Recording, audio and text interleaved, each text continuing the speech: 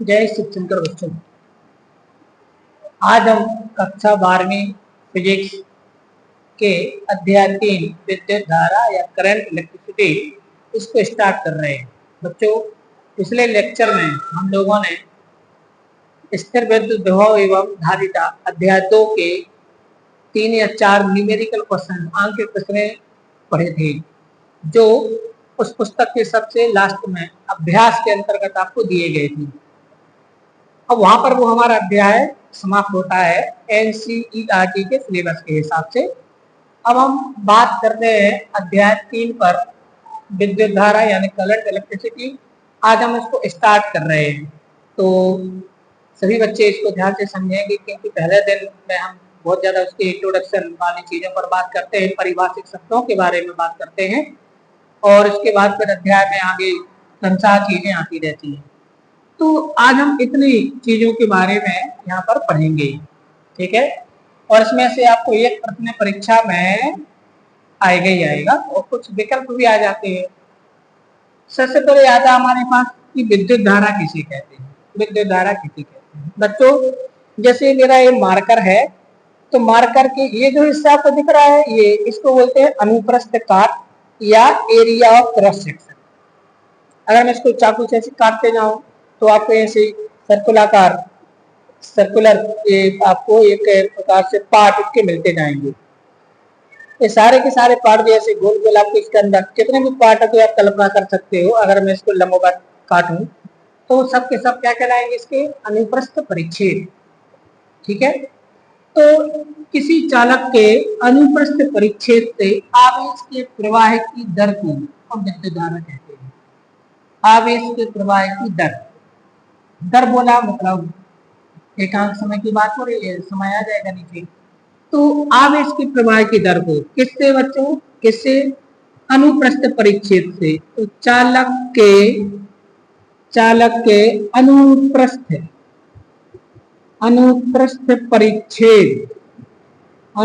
परिच्छेद मतलब cross section, area of cross section. अनुप्रस्थ परिच्छेद से प्रवाहित या अनुप्रस्थ परिच्छेद से आवेश के प्रवाह की दर, आवेश के प्रवाह की दर, ये दर शब्द याद करना है।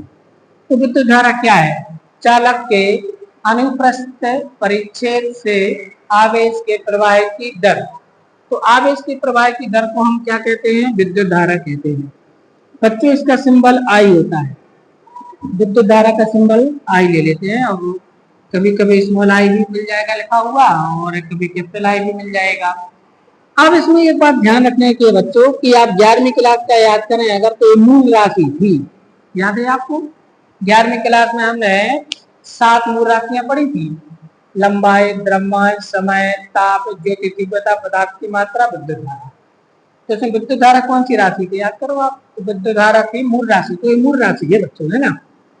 अब लेकिन इसको हम डिफाइन कर देते हैं आवेश के प्रवाह की दर के आधार पर। हालांकि वहां पर हम ये कहते हैं कि अन्य की पदों में ना व्यक्त किया जाए, पर ये एक्चुअली में मूल राशि है। और आवेश धारा से हम मेजर करते हैं, मोस्टली धारा से आवेश को नहीं करते हैं प्रैक्टिकली वैसे। तो अनुप्रस्थ परिच्छेद से आवेश के प्रवाह की दर को विद्युत धारा कहते हैं। अब मान लीजिए इस चालक के अनुप्रस्थ परिच्छेद से t सेकंड में q आवेश प्रवाहित होता है। q आवेश प्रवाहित होता है कितने सेकंड में, t सेकंड में। तो 1 सेकंड में कितना आवेश प्रवाह होगा, 1 सेकंड में होगा q/t आवेश प्रवाहित। इसी को बोलेंगे ना दर। तो विद्युत धारा का सूत्र होता है हमारे पास I बराबर q/t। ये विद्युत धारा का सूत्र है बच्चों। विद्युत धारा का सूत्र होता है I बराबर q/t। माने अगर मैं इसको वर्बली बोलूं, शब्दों में बोलूं, तो आवेश धारा बराबर होता है आवेश बटे समय। तो हमारे पास सूत्र मिला I बराबर q/t, ठीक है। हम इसको ऐसा भी लिख सकते हैं जैसे आवेश डेल्टा q प्रवाहित होता है और समय डेल्टा t लगता है, तो डेल्टा q/t भी लिखते हैं। और अगर हमें तात्क्षणिक धारा चाहिए हो तत्काल, बिल्कुल अभी की अवधि कितनी है, तो हम यहाँ पर डेल्टा t टेंड्स टू 0 लेते हैं, तो I का सूत्र मिलता है dq/dt। ये भी यूज करते हैं। तो अगर आवेश आपको तात्क्षणिक धारा चाहिए तो ये dq अपॉन dt, क्यू का मान आपको अगर किसी फलन के रूप में दिया हुआ है तो आप यहाँ से किसी टाइम पर करंट निकालते हैं, तो वैसे आपको ये सूत्रित करना है I बराबर Q अपॉन टी। Q का मात्रक होगा कूलाम, कूलाम और T का मात्रक होगा सेकंड। तो कूलाम प्रति सेकंड को मिला के बोलेंगे एम्पियर, एम्पियर। तो एम्पियर ये विद्युत धारा का एसआई मात्रक होता है। तो विद्युत धारा का एसआई मात्रक एम्पियर संकेत होता है कैपिटल ए, साइंटिस्ट का नाम है ना। तो आई का सूत्र होता है Q बटा टी। अब आप याद करो Q बराबर हमने पढ़ा है NE, याद है Q बराबर NE, आवेश के क्वांटम निकाल का सिद्धांत। तो कभी कभी हम I का सूत्र ऐसा भी लिख देते हैं NE अपॉन टी, ये भी लिख देते हैं NE अपॉन टी। ये वाला सूत्र क्यों लिख देते हैं? क्योंकि Q बराबर क्या होता है NE, आवेश के क्वांटमीकरण का सिद्धांत, क्वांटाइजेशन थ्योरी ऑफ चार्ज। तो I equal to NE upon t भी लिखते हैं, ये ध्यान रखिए आप। अब यहाँ से देखिए अगर मैं इसी फॉर्मूले को आगे बढ़ाऊं तो यहाँ से Q बराबर क्या मिलेगा बताओ? Q बराबर मिलेगा I इंटू टी, Q बराबर I इंटू टी। तो आवेश बराबर धारा गुणा समय, ये बेसिक फार्मूला है। देखो ये मूल राशि, ये मूल राशि। तो अगर इस मूल राशि में, इस मूल राशि माने धारा में समय का गुणा करें तो आवेश मिलता है। आवेश को मूल राशि नहीं मानते हम, धारा को मूल राशि मानते, समय को मूल राशि मानते। तो मूल राशि को पदों में तो ये फॉर्मूला हमारे लिए मिलेगा यहाँ पर, ठीक। तो आवेश का माप हम करंट के आधार पर करते हैं। तो I बराबर Q इंटू टी होता है और I बराबर, ये आप समझ गए होंगे इसको, और ये इसका एक NE अपॉन टी होता है, ठीक है। अच्छा, अब एक बात और इसमें याद रखनी है बच्चों कि जो विद्युत धारा है करंट, इसमें दिशा होती है, इसमें दिशा होती है, इसमें दिशा होती है। विद्युत धारा की क्या होती है? दिशा होती है। तो विद्युत धारा की दिशा क्या होती है? क्या आप गैस कर सकते हैं विद्युत धारा की दिशा क्या होती है बच्चों? विद्युत धारा की दिशा होती है धनावेश से ऋणावेश की, माने धनावेश के प्रवाह की दिशा ही विद्युत धारा की दिशा मानी जाती है।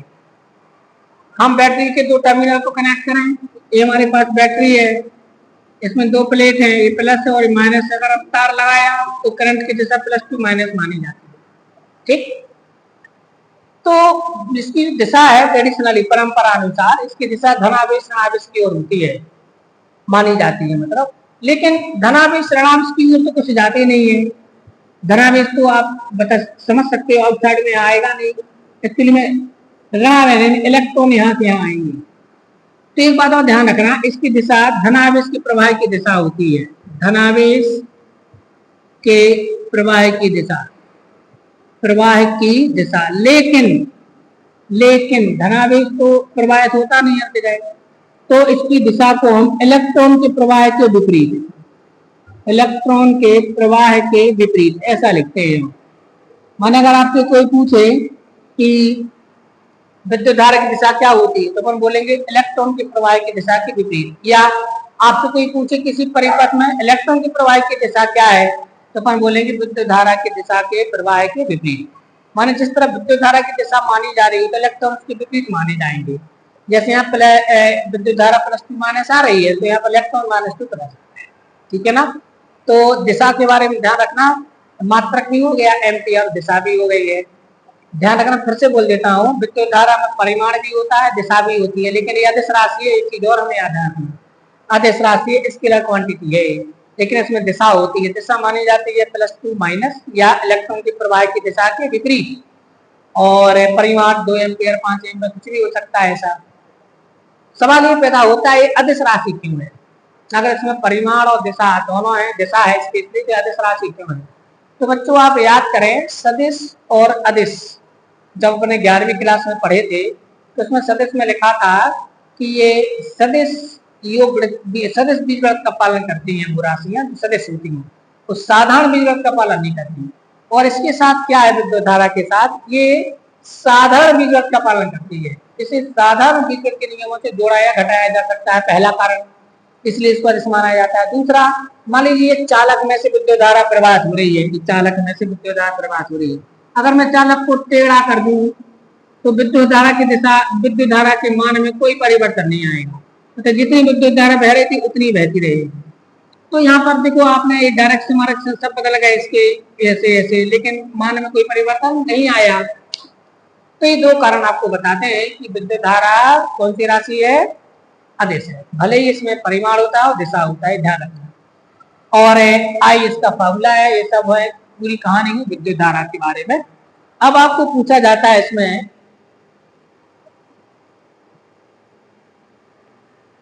1 एम्पीयर धारा कितनी होती है, 1 एम्पीयर धारा।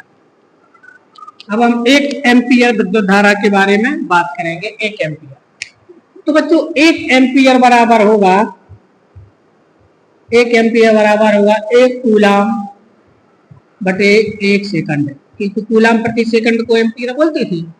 तो 1 एम्पीयर बराबर होगा 1 कूलाम बटे 1 सेकंड। तो अपन परिभाषा बोलेंगे, यदि किसी चालक के परिच्छेद से प्रति सेकंड 1 कूलाम आवेश प्रवाहित हो, कितनी गजब बात है, यदि किसी चालक के परिच्छेद से, परिच्छेद मतलब एरिया ऑफ क्रॉस सेक्शन, यहाँ से प्रति सेकंड माने 1 सेकंड में 1 कूलम आवेश प्रवाहित हो, तब उस चालक में बहने वाली धारा का मान 1 एम्पीयर होगा। फिर से सुनिए, 1 एम्पीयर बराबर 1 कूलम बटा 1 सेकंड, अर्थात यदि किसी चालक के परिच्छेद से प्रति सेकंड 1 कूलम आवेश प्रवाहित हो रहा हो, तब उसमें बहने वाली धारा का मान 1 एम्पीयर होगा। अब ये 1 एम्पीयर धारा की परिभाषा, अब आप याद करो 1 कूलम आवेश में, पिछले चैप्टर का याद करो, 1 कूलम आवेश में कितने इलेक्ट्रॉन होते हैं। अगर किसी चालक को 1 कूलम आवेश से आवेशित करना है तो कितने इलेक्ट्रॉन इधर उधर होंगे, याद करो 6.25 × 10⁻18, इतने इलेक्ट्रॉन, याद आ रहा है। अगर किसी चालक को 1 कूलम आवेश देना है, अगर धनावेश देना है, तो इतने इलेक्ट्रॉन उसमें से निकालने पड़ेंगे। 1 कूलम आवेश में इतने इलेक्ट्रॉन ट्रांसमिट होते हैं। तो इसमें 1 एम्पीयर का आशय है, भौतिक अर्थ है, यदि किसी चालक में 1 एम्पीयर धारा बह रही है, ध्यान देना 1 एम्पीयर, तो उसके अनुप्रस्थ परिच्छेद से प्रति सेकंड इतने इलेक्ट्रॉन एक दिशा में प्रवाहित हो रहे हैं, इतने इलेक्ट्रॉन उसके अनुप्रस्थ परिच्छेद से प्रति सेकंड इतने इलेक्ट्रॉन गुजर रहे हैं, इतने इलेक्ट्रॉन माने अगर उसमें 1 एम्पीयर धारा बह रही है तो इतने इलेक्ट्रॉन अनुप्रस्थ परिच्छेद से प्रति सेकंड गुजर रहे हैं। ये थोड़ा सा इसके अर्थ में आप समझ रहा, और ये अगर आपको पूछा जाए परीक्षा में तो ये संख्या भी आप बता सकते हैं। तो 1 एम्पीयर धारा की हमें परिभाषा यहाँ से क्लियर हो गई। और अगर कोई विविध सूत्र पूछे इसका तो बच्चों ध्यान रखना, M0 L0 T0 A हो जाएगा, क्योंकि ये तो मूल राशि है ना, मूल राशि है, तो मूल राशि है तो मूल राशि में एम्पियर का A था संकेत, ठीक है ना।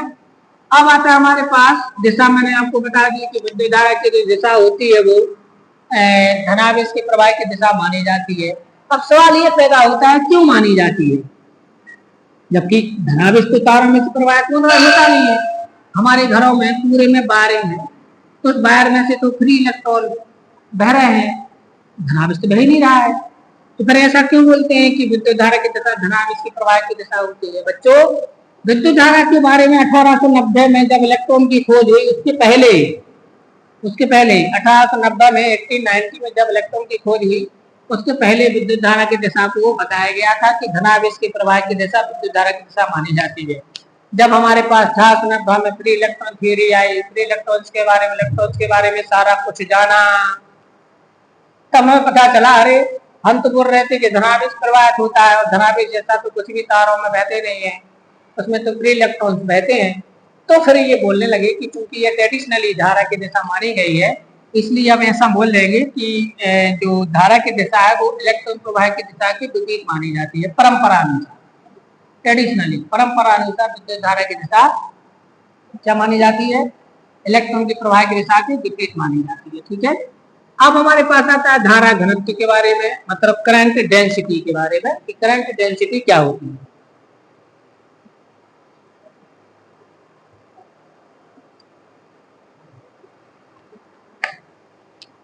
तो बच्चों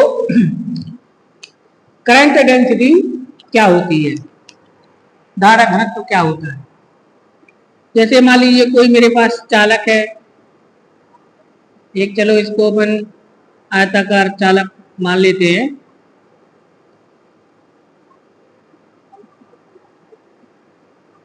इस टाइप से इसके अनुप्रस्थ परिच्छेद मान लो बने हुए हैं, इस टाइप से इसके अनुप्रस्थ परिच्छेद है ये, ठीक है ना।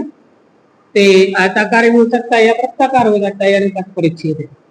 इसका क्षेत्रफल मान लीजिए ए है, ए इसका क्षेत्रफल है, एरिया है। अनुप्रस्थ परिच्छेद का क्षेत्रफल ए है। तो मान लो ए क्षेत्रफल में से कितना करंट बहता है, में से आई करंट बहता है, आई। भाई करंट की परिभाषा क्या है, चालक के अनुप्रस्थ परिच्छेद से आवेश के प्रवाह की दर वो कहलाती ना। तो एक क्षेत्रफल से मान लो आई धारा बहती है अनुप्रस्थ परिच्छेद से, तो एक अंक क्षेत्रफल से कितनी धारा बहेगी, आई बटा ए, कितनी धारा बहेगी, एक अंक क्षेत्रफल से। तो किसी चालक के परिच्छेद के एकांक क्षेत्रफल से प्रवाहित धारा को धारा घनत्व कहते हैं। क्या बनी बच्चों परिभाषा, किसी चालक के अनुप्रस्थ परिच्छेद के एकांक क्षेत्रफल से प्रवाहित धारा को धारा घनत्व कहते हैं। इसे जे से प्रदर्शित करते हैं। तो जे बराबर सूत्र होता है आई बटा ए। जे बराबर सूत्र क्या होता है बच्चों, आई बटा ए।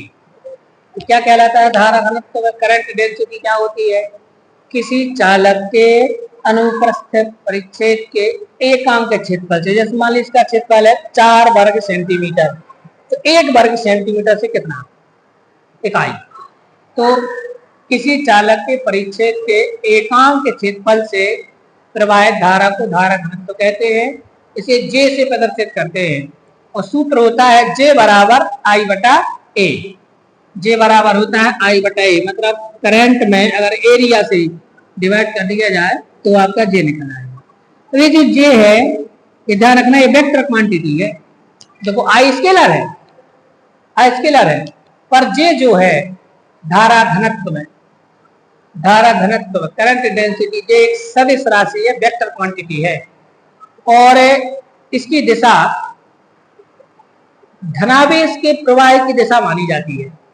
मतलब ये कल्पना करना है कि धनावेश का प्रवाह इस तरफ हो रहा है या हो रहा होता, अगर यहाँ पर होता तो धनावेश के प्रवाह की जो दिशा है वही जे की दिशा मानी जाती है। तो याद रखना, जे कौन सी राशि है, वेक्टर क्वांटिटी, वेरी गुड, सदिश राशि है। जे बराबर आई बटा ए।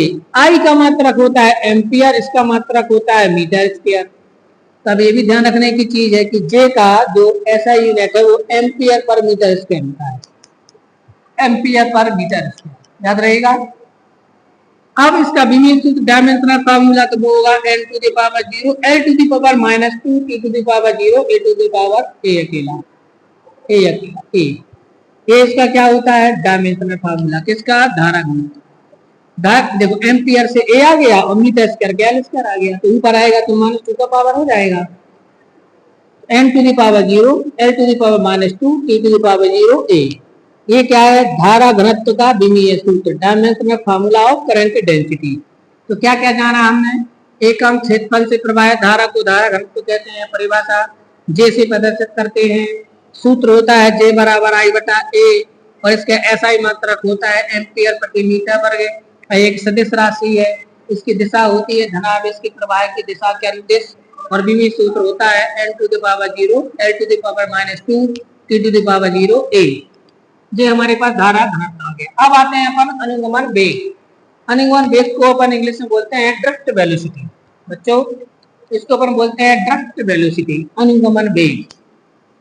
अनुगमन वेग की अवधारणा, इसके कंसेप्ट को पढ़ने के लिए, अनुगमन वेग को समझने के लिए थोड़ा सा ध्यान देना बच्चों। क्या होता है, जैसे मान लीजिए कोई धातु है, ये कोई धातु है, ध्यान देना। इस धातु के अंदर इसका कोई, मान लीजिए कोई अणु है, कोई परमाणु है। उस परमाणु में क्या होता है बच्चों, जैसे परमाणु की संरचना के बारे में बात करो तो केंद्र में होता है नाभिक, और उसके चारों ओर कौन चक्कर लगाते हैं, इलेक्ट्रॉन्स। कौन चक्कर लगाते हैं, इलेक्ट्रॉन चक्कर लगाते हैं, क्लियर है। अब इलेक्ट्रॉन जितनी दूर होगा न्यूक्लियस से, उस पर लगने वाला इलेक्ट्रिक फोर्स उतना ही वीक होगा, कमजोर होगा। तो जो सबसे बाहर वाली ऑर्बिट में इलेक्ट्रॉन होते हैं वो इससे निकल जाते हैं, बाहर निकल जाते हैं, क्योंकि उस पर अट्रैक्शन फोर्स बहुत वीक होता है, और कुछ टेम्परेचर से धातु के टेम्परेचर से कुछ वो हीट या कुछ एनर्जी प्राप्त कर लेते हैं और फिर वो बाहर निकल जाते हैं। तो ये धातु आयन में बदल जाता है, धातु धनायन, और एक कहलाता है फ्री इलेक्ट्रॉन। और ये फ्री इलेक्ट्रॉन इसमें बहुत सारी संख्या में होते हैं, इतनी सारी संख्या में होते हैं कि जो इलेक्ट्रॉन गैस की तरह कार्य करते हैं। कैसा कार्य करते हैं? इलेक्ट्रॉन गैस की तरह। मैं एक आंकड़ा आपको बताऊं अप्रोक्स, कि किसी धात्विक चालक के एकांक मैंने 1 घन मीटर में, एकांक क्षेत्रफल 1 घन मीटर में, मतलब एकांक क्षेत्रफल 10⁻29 कितने फ्री इलेक्ट्रॉन होते हैं, समझिए अप्रोक्स है ना। तो ये हमारे पास ये इसकी एक अप्रोक्स वैल्यू, मतलब इतने सारे इलेक्ट्रॉन हैं तो गैस की तरह ही तो काम करेंगे। तो गैस के अणुओं की तरह वो पूरे में इधर उधर गति करते रहते हैं, यहाँ टकराया, यहाँ टकराया, यहाँ टकराया, यहाँ टकराया, यहाँ टकराया, यहाँ टकराया, और इस प्रकार से गति करते हैं कि किसी अनुप्रस्थ काट से, अगर मैं यहाँ पर एक अनुप्रस्थ काट की कल्पना करूं तो यहाँ से प्रति सेकंड इलेक्ट्रॉन का प्रवाह 0 होता है, माने नेट जो इलेक्ट्रॉन का प्रवाह है नेट वो 0 होता है। मतलब जितने इलेक्ट्रॉन यहाँ आते उतने यहाँ निकल आते हैं, इधर उधर भाग रहा है, तो नेट जो इलेक्ट्रॉन का प्रवाह है वो कितना होता है? 0। ये है चालक की सामान्य अवस्था। जैसे मान लीजिए, मान लो एक हमारे पास कॉपर का एक टुकड़ा है, इस कॉपर के टुकड़े में ऐसे फ्री इलेक्ट्रॉन पूरे में घूम रहे हैं, इसके अंदर पूरे में, और इतनी ज्यादा संख्या में कि वो इलेक्ट्रॉन गैस की तरह व्यवहार कर रहे हैं। अब वो जैसे गैस कण यहाँ पूरे में इधर उधर घूमते रहते हैं, दूसरे टकराते रहते हैं, ऐसे इलेक्ट्रॉन इधर उधर घूम रहे हैं, टकरा रहे हैं, और वो इसके तरह घूमते हैं कि किसी अनुपस्थ परिच्छेद से एक दिशा में अगर नेट आवेश निकाला जाए तो 0 निकलता है, क्योंकि जितने इलेक्ट्रॉन इस तरफ आते हैं उतने इलेक्ट्रॉन इस तरफ आ जाते हैं, तो 0 हो जाता है नेट। अब यदि हम इस पर एक विद्युत क्षेत्र लगा दें बच्चों, विद्युत क्षेत्र कैसे लगाएंगे? एक प्लस प्लेट ले लेंगे, एक माइनस प्लेट ले लेंगे, तो बीच में एक इलेक्ट्रिक फील्ड क्रिएट हो जाएगा। तो हम किसी चालक के सिरों पर विद्युत क्षेत्र लगाएं। अब ध्यान देना अब क्या हो रहा है, हमने किसी चालक के सिरों पर विद्युत क्षेत्र लगाया। विद्युत क्षेत्र कैसे लगाया? एक लगा दी मैंने प्लस प्लेट, एक लगा दी माइनस वाली प्लेट, तो दोनों के बीच में विद्युत क्षेत्र क्रिएट हो जाएगा। हम पढ़ चुके हैं वो कैपेसिटर में, और 2 समांतर चादरों के बीच विद्युत क्षेत्र है, सिग्मा अपॉन एप्सिलॉन नॉट होता है, हम पढ़ चुके हैं। तो जैसे विद्युत क्षेत्र लगाएंगे तो इलेक्ट्रॉन पर विद्युत क्षेत्र के कारण इस तरफ बल लगेगा प्लस प्लेट की, और माइनस प्लेट को रिपल्स करेगी। देखो मजे की बात, अब ये सारे के सारे इलेक्ट्रॉन पर एक दिशा में नेट बल कार्य करने लगेगा। ये क्लियर है? नेट बल कार्य करने का एक दिशा में, और फिर ये एक दिशा में गति करने लगेगी। तो जब किसी चालक पर विद्युत क्षेत्र आरोपित किया जाता है तो उसके मुक्त इलेक्ट्रॉन एक निश्चित दिशा में नियत वेग से गति करने लगते हैं। इसको बोलते हैं अनुगमन वेग। ये इसकी परिभाषा है, अनुगमन वेग। क्या है परिभाषा बच्चों? ड्रिफ्ट वेलोसिटी की क्या है परिभाषा? कि जब किसी चालक पर विद्युत क्षेत्र लगाया जाता है तो विद्युत क्षेत्र के प्रभाव से चालक के मुक्त इलेक्ट्रॉन निश्चित दिशा में नियत वेग से गति करने लगते हैं। इस निश्चित नियत वेग को अनुगमन वेग कहते हैं। इसे हम vd से प्रदर्शित करेंगे, ड्रिफ्ट वेलोसिटी। इसकी जो वैल्यू है वो 10⁻6 मीटर पर सेकंड की कोटि की होती है। 10⁻⁻6 इतना कम है, 10⁻⁻4 मीटर पर सेकंड की कोटि का होता है, इतना कम है। और मजे की बात आपको बताएं, जब विद्युत क्षेत्र नहीं लगाते हैं और जब फ्री इलेक्ट्रॉन किसी धातु में घूमते हैं तो उनका वेग होता है 10⁻6 मीटर पर सेकंड की कोटि का, इस ऑर्डर का। इसको ये कहलाता है मुक्त इलेक्ट्रॉनों का तापीय वेग। तो मुक्त इलेक्ट्रॉनों का तापीय वेग जो धातु में इधर उधर घूमते हैं वो ये होता है 10⁻6 मीटर पर सेकंड। और जब उसी धातु के सिरों पर विद्युत क्षेत्र लगाया जाता है तो उसके इलेक्ट्रॉन इस वेग पर आ जाते हैं, ये स्पीड हो जाती है 10⁻⁻4 मीटर पर सेकंड। तो इसको बोलते हैं अनुगमन वेग की वैल्यू। अनुगमन वेग की वैल्यू इतनी होती है 10⁻⁻4 मीटर पर सेकंड, और ये इसको बोलते हैं मुक्त इलेक्ट्रॉनों का तापीय वेग। तो अनुगमन वेग सभी समझ गए होंगे क्या कहलाता है। फिर से सुन लीजिए परिभाषा। जब किसी चालक के सिरों पर विद्युत क्षेत्र लगाया जाता है तो विद्युत क्षेत्र के प्रभाव से चालक के मुक्त इलेक्ट्रॉन निश्चित दिशा में नियत वेग से गति करने लगते हैं। उस निश्चित वेग को ही हम उसका अनुगमन वेग कहते हैं।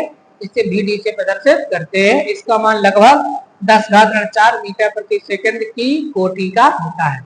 अब बच्चों इसके बाद हम विद्युत धारा अनिगमन वेग में संबंध पढ़ेंगे। ये हम अगले लेक्चर में करेंगे। सभी को नमस्कार।